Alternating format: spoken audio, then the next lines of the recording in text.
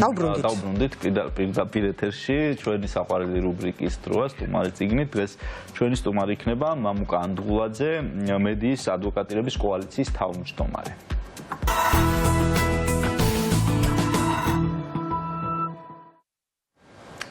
გამარჯობა.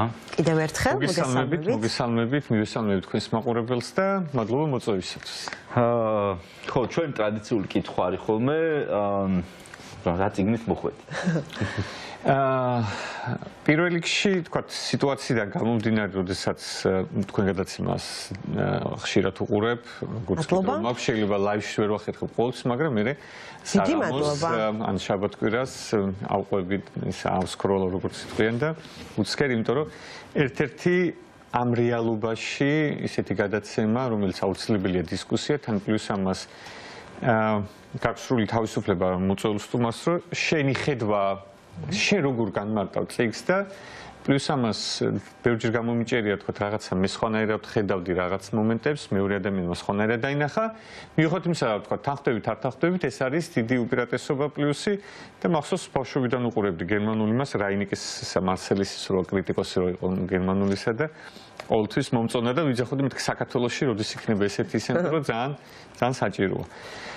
ვითარება რა გვაქვს მარტივი ქვეყანაში და რა თქმა უნდა პირველი რაც გამახსენდა ეს არის ვაცლავ ჰაველის ძალა უძალოთა. ეს არის შეიძლება თქვა ამ წიგნის რეკლამირებად ერთის მხრივ, თუმცა ეს არის დღევანდელ რეალობაში პირდაპირ გამოძახილი რაც ჩვენს ქვეყანაში არის და თუ დავაკვირდებით პერიოდული დისკუსია რო გვაქვს, ეხლა რას ვაკეთებთ? ეხლა რა გვაქვს? და ეხლა რაღაც პერიოდი რო გვაქვს დისკუსიის გარეშე შეუძლებელია რაღაცები, იმიტომ რომ დისკუსიაში ჭეშმარიტება იბადება, ყველა კუთხიდან ცდილობ თქვათ განიხილოს საკითხი, თუმცა ფრთხილად უნდა იყოს ასევე დეზინფორმაციას და იმიტომ არის რაღაც საკითხები, რომელსაც როგორც ვამბობთ სლენგურად ფოკუსის გასწორების ხელს გვიშლის, მაგრამ იგივე დისკუსიაში მე დავბრუნდებით.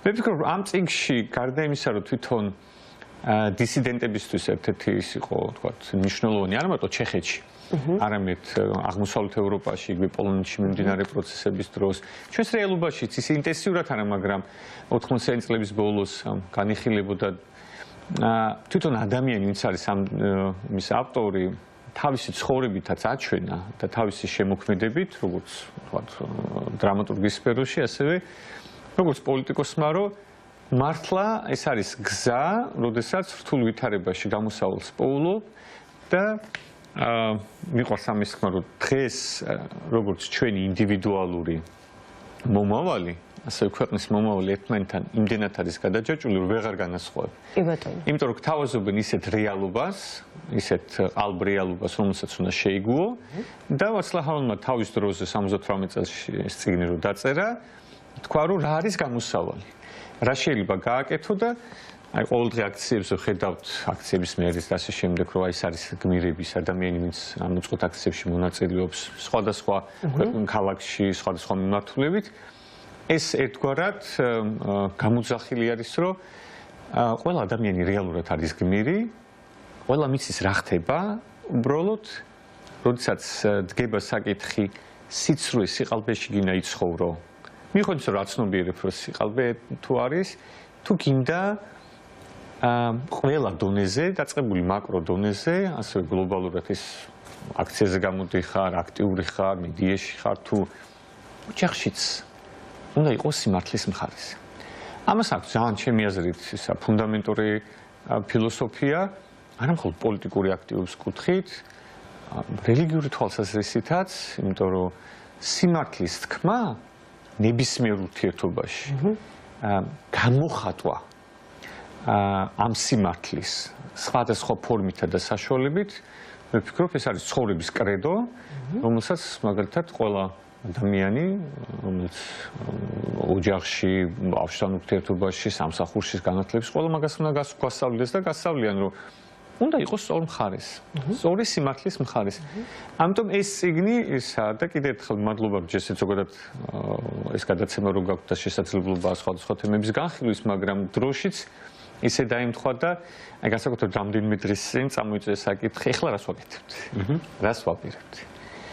ვაცლავ ჰაველი მე ჩემგან თქვა დამატებითი ახსნა არ ჭირდება და არა მარტო საქართველოში თემას სოფლიოში იციან ადამიანი რომელიც თავის დროზე შეიძლება ოჯახის მაგრამ ინტელექტუალური ოჯახის წრეში გაიზარდა მე რეპრესია განიცადა მისმა ოჯახმა მაგრამ 77-ში შეიქმნა ქარტია ჩეხეთში რომელსაც ხელი მოაწერა განსხვავებული სფეროს წარმომადგენლებმა საინტერესოა იმიტომ რომ არა მარტო დისიდენტური მოძრაობისთვის იყო არამედ ის ადამიანი ვისაც უნდოდა სიმართლის ხარეს დგომა და ხელი მოაწერეს რომ რეჟიმთან დაპირისპირება ადამიანის უფლებებზე გადის ვანა დაურღვი ადამიანის უფლებები შენ თუ მე დეკლარირებული გვაქვს ნეუნები სიყალბით ქაღალდზე რომ ყველა თავისუფალი ვართ ყველა დამოუკიდებელი ვართ მაშინ რეალურად უნდა უზრუნველყო ეს დამოუკიდებლობა მიუხედავად ამისა ეს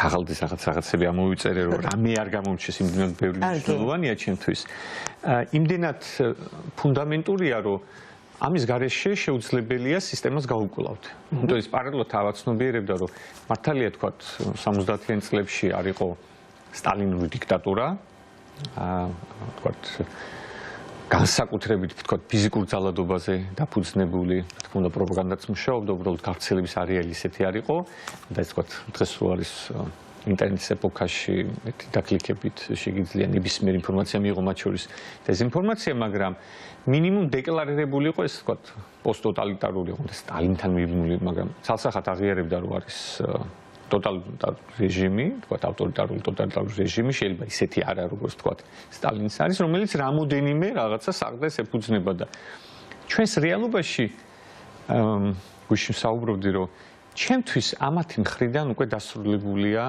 ავტორიტარიზმის შექმნა. იმიტომ როგორც ფორმალურად უკვე ნირაბს ჩამოიშორეს, ანუ ეს დეზინფორმაციულ სიყალბეს რა თქმა უნდა აგრძელებს, მაგრამ აღაც ერიდებიან, რომ ამას იმიტომ ვღებულობთ, ამას იმიტომ გვინდა რეპრესიები გავაკეთოთ, რომ ის არ გააპროტესტოს ხალხმა. ანუ ლეგიტიმაცია არ აქვს ამათ. და ყველაზე მთავარი არის ეს საქართველოს მოსახლეობის მხრიდან. ძალადობაზე გადავიდნენ, ანუ 21 საუკუნეში ინტერნეტის ეპოქაში რამოდენიმე თქვა ავტორიტარულ რეჟიმმა შეიცვალა ტაქტიკა ზეგაგვლინის, ანუ ზემოქმედების. ამ სიყალბით დეზინფორმაციული კამპანიით და ტროლებით რეალურადაც ქვეყანაში არის აყვავებული ეს არის ტროლების ქარხანა, პირდაპირ მნიშვნელობით. მარტივად ახერხებდნენ საზოგადოებრივი აზრის მანიპულირებას.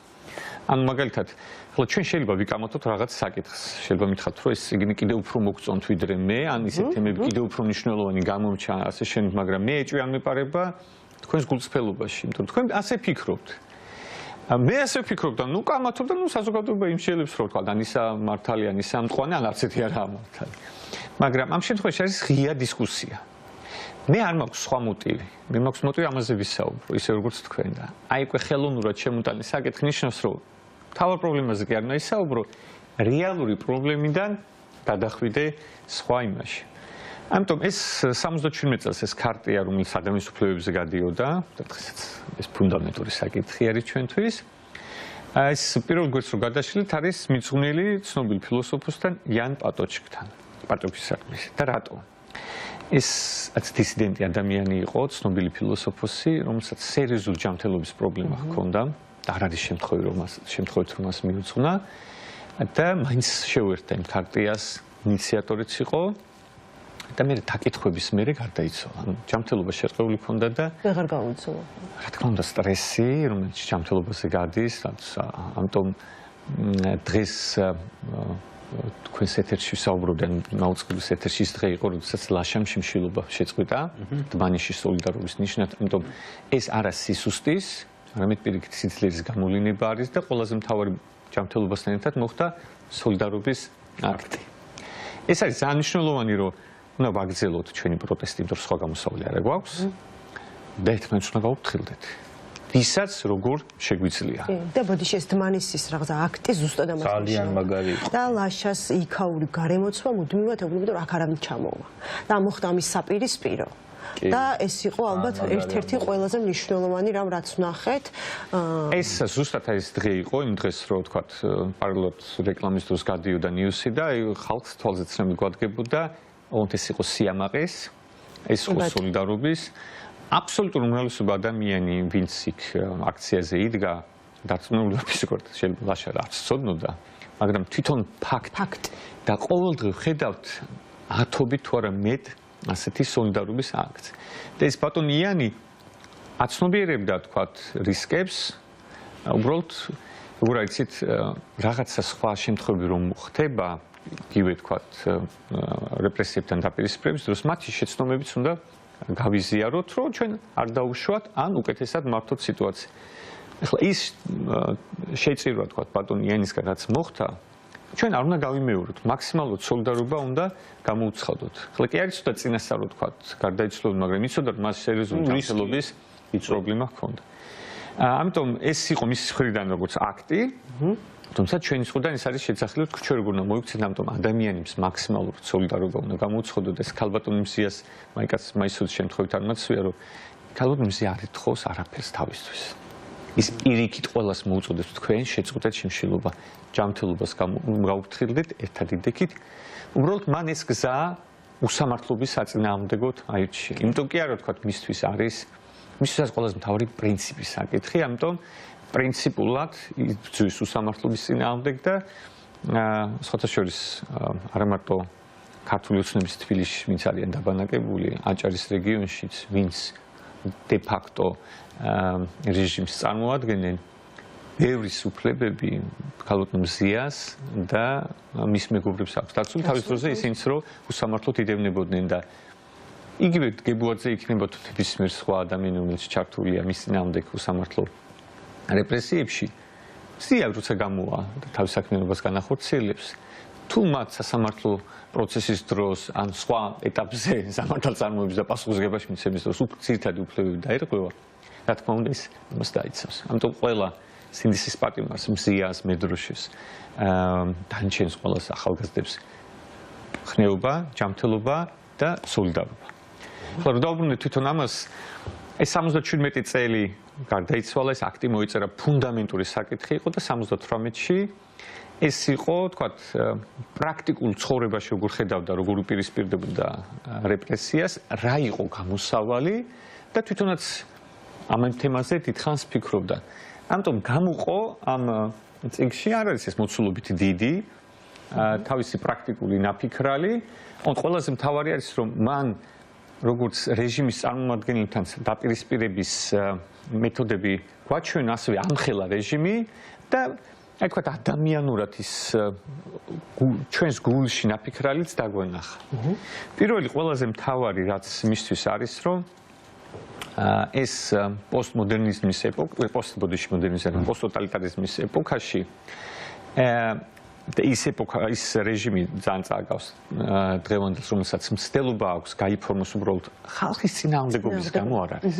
ანუ მათ თავისი თავი ვთქვათ მოჩვენებითაც კი დაასრულეს. კი ბატონო. ლეგიტიმაციის სამქონე პარლამენტი იღებს სრულებებს. იგივე შინაგან საქმეთა სამინისტრო აღასრულებს პარლამენტის სასამართლოც. ეს მთელი ჯაჭვი არის ჩართული, უბრალოდ ხალხი ამბობს, რომ ჩვენ ამას არ ვეგუებით. დინარაძემ რაც თქვა რამდენი დღის წინ რომ ახლა ახალ რუსულ კანონს მივიღებთო და ცენზურის კანონსო თვითონვე აღიარა, აი წინემ არ იმუშავა, იმიტომ არ დარეგისტრირდნენ. ანუ ის ხალხს ვისაც ამ ღირსების შემნახველ რეჟიმში გაფორმებას თავაზობდნენ, ემუქრებოდნენ. თქვენს რომ ჩვენ სიმართლის ხარეს გვინდა. ჩვენ კანონმოჩილი ადამიანი ვართ, მაგრამ ამას სამართალთან საერთოდ როგორი რა მსხვერპლი ასეთ დროს გაღებული, ხო? ანუ ამას სამართალთან არ აქვს, ამიტომ სოლიდარულად და რა ვიღაცების თქვათ რაღაცა დამონათები და ასე შემდეგ, თქვენს ადამიანს არ გვინდა. ანალოგიურად არის იგივე ძალადობაზე ჩვენი პასუხი.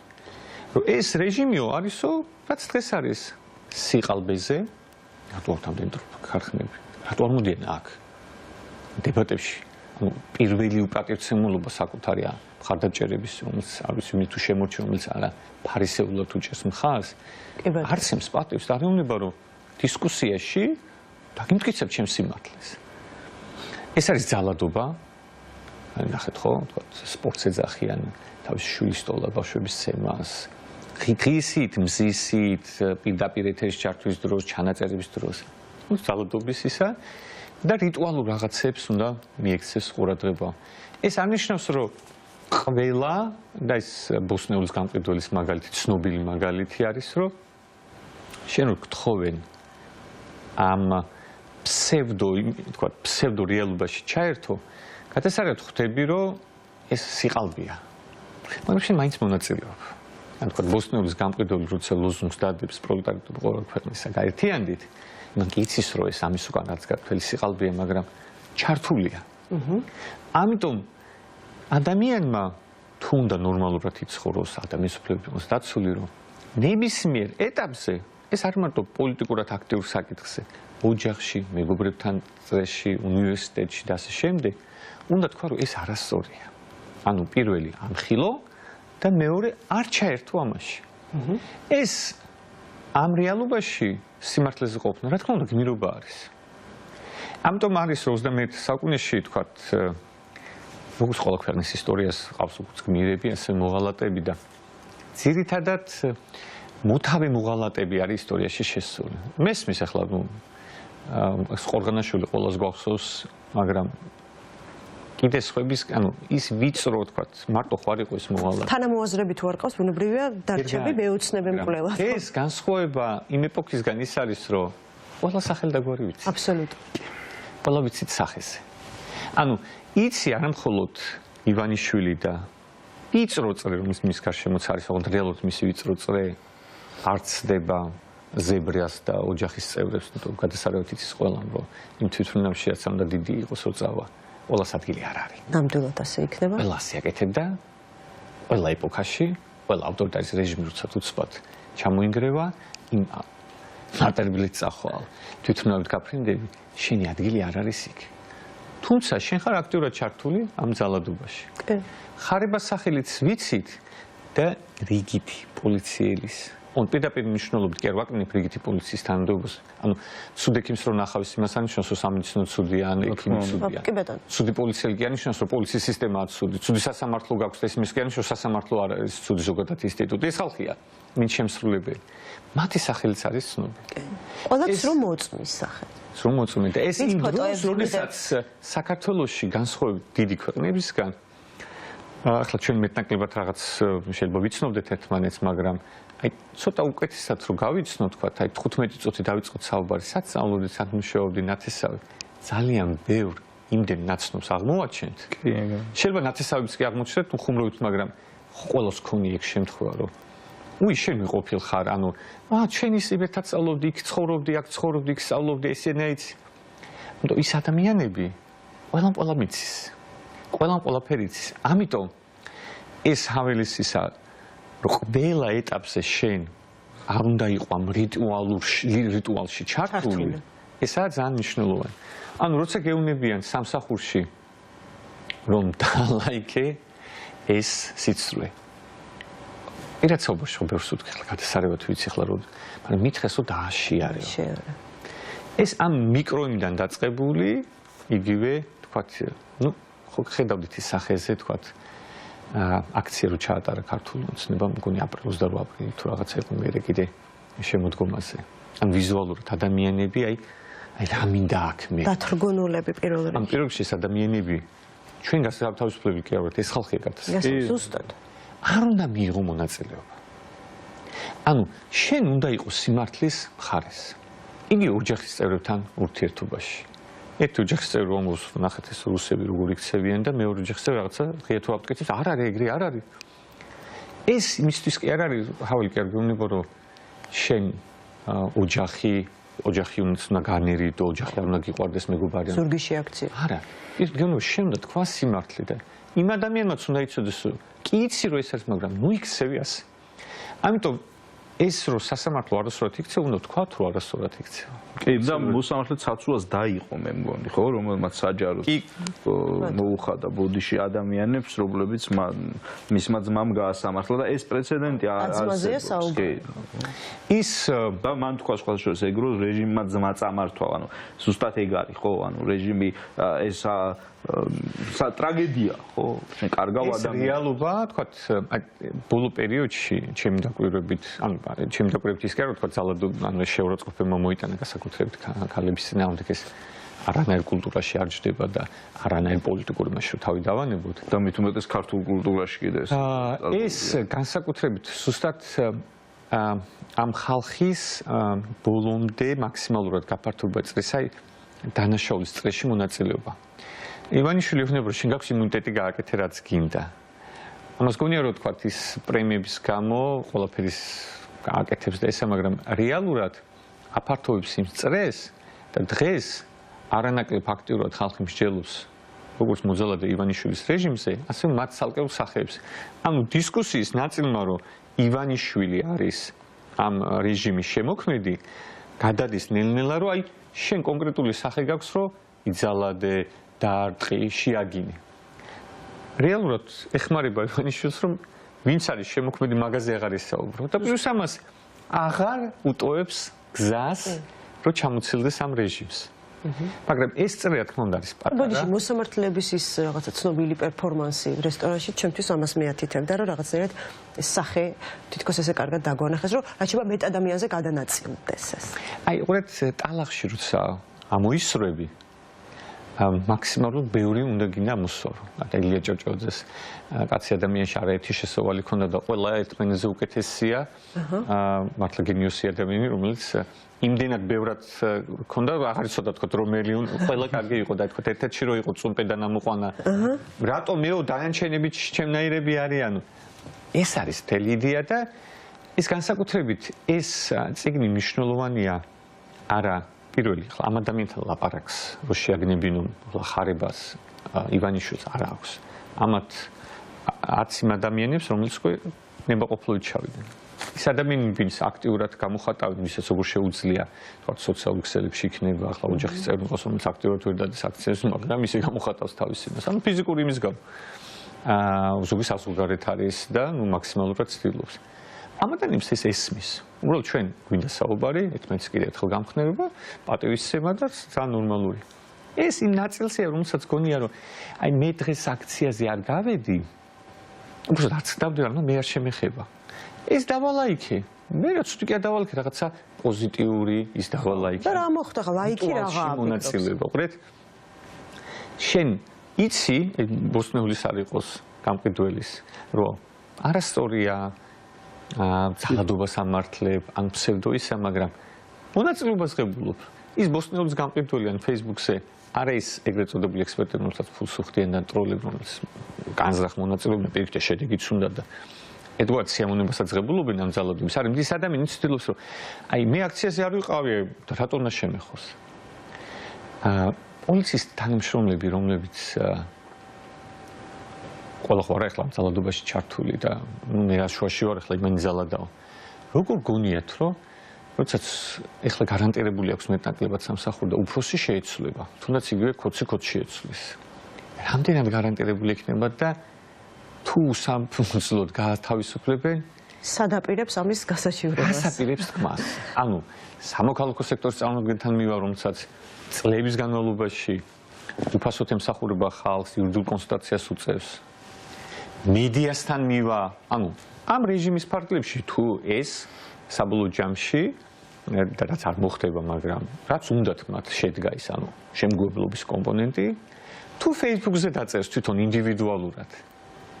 ვერ მიიღებს. ეს საჭირო სამსახურის ისა არც თქვენ გეხებთ, არც მე მეხება და უმრავლესობას არ ეხება, ვინც აქციას გამოდის. ეხება იმ ხალხს, ვინც რეპრესიის ქვეშ არის და იმ ამაც მოხელებს, რომელსაც საჯარო დააფიქსიროს თავისი პოზიცია, მაგრამ დანარჩენს ხო არ ეხება. ანუ ეს ავტორიტარიზმი ანიშნავს, რომ მარტო მე უნდა შემეხოს. ყველა შეგეხება. ხიდი რო არ გქონდეს და წყლის მილი სოფელში დინარის მიაქვს საქართველოს, მაგრამ ამდენ სოფელი წყალი რო არა. თუ იტყვი ეს პრობლემა ის გამგებელი როგორ მოგეპყრობა შენ ამიტომ ეს უნდა გააცნობიეროს ადამიანმა რომ პირველ რიგში ეს არის არაძალადობრივი ქრესტომათია როგორ უნდა მოიქცე რომ სიყალბეში არ უნდა იცხოვრო კი შეიძლება აქციაზე არ დადიოდე მაგრამ შენ სამსახურში უნდა თქვა შენს მეზობელთან უნდა თქვა შენს ოჯახის წევრთან უნდა თქვა ამ ყველა იმ წრეში სადაც შენ გაქვს გადაკვეთა. იმიტომ რომ ილუზია არის ეს, დღევანდელი ავტორიტარიზმი. ან მათ აქვთ ილუზია, რომ ქვეყანას მართავენ, მათ აქვთ ილუზია, რომ ხალხს უყვართ. ამიტომ არის თქვათ, თუ აქციას ატარებ, რატომ არ გჭირდებოდეს იბრძოლება ხალხის საერთოდ გამოქვეყნდა ხო ჩანაწერები არ გამაგიჟოთ და ახლა თქვენ ნახეთ თუ არ მოგაკითხავთ თქვენ. და შენი თანამონაწილეობა სიების შედგენა, ნერვიულობა და ასე შემდეგ. ამ ილუზიაში. ჩემთვის, არა მარტო ჩემთვის არ არის გამოძიება.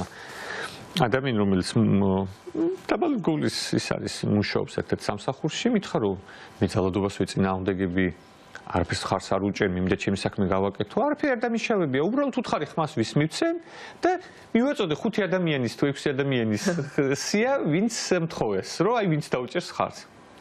ან უკვე მონაწილეობ ამ რიტუალში.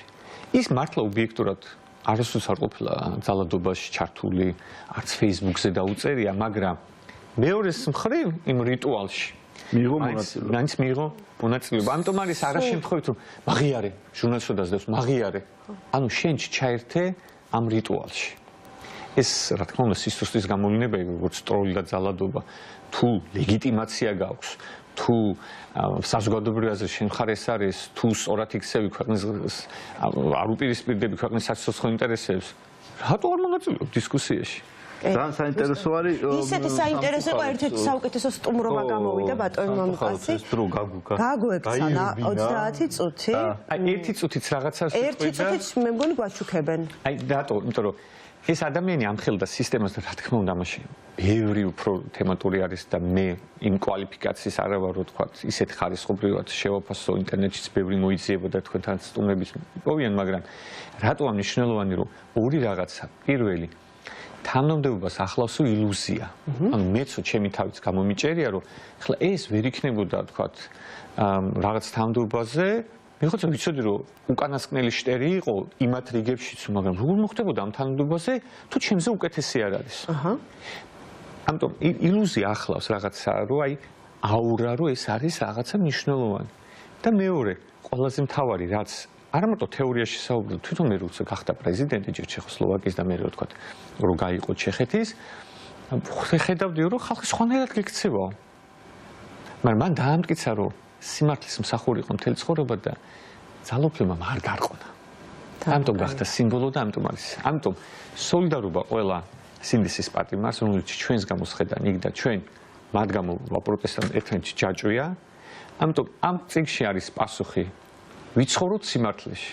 ყველაფერი ვიცით. არ მარტო სამზარეულოში უნდა ვთქვათ. ყველა ურთიერთობაში და ეს არის პასუხი, რას ვაკეთებთ ხვალ. სხვა გზა არ აქვს, ცხოვროთ მთელი ცხოვრება სიმართლით. თარგმნელი ზეინებ სარაძე გახლავთ, სიესტას დასტამბულია, როგორც ხვდები, სერია პატარა შედევრების და მივადევნებთ თვალს ამ სერიას. უღრმესი მადლობა ძალიან საინტერესო საუბრისთვის. ჩვენ მაყურებელს მომდევნო შაბათამდე უნდა დავამშვიდობოთ.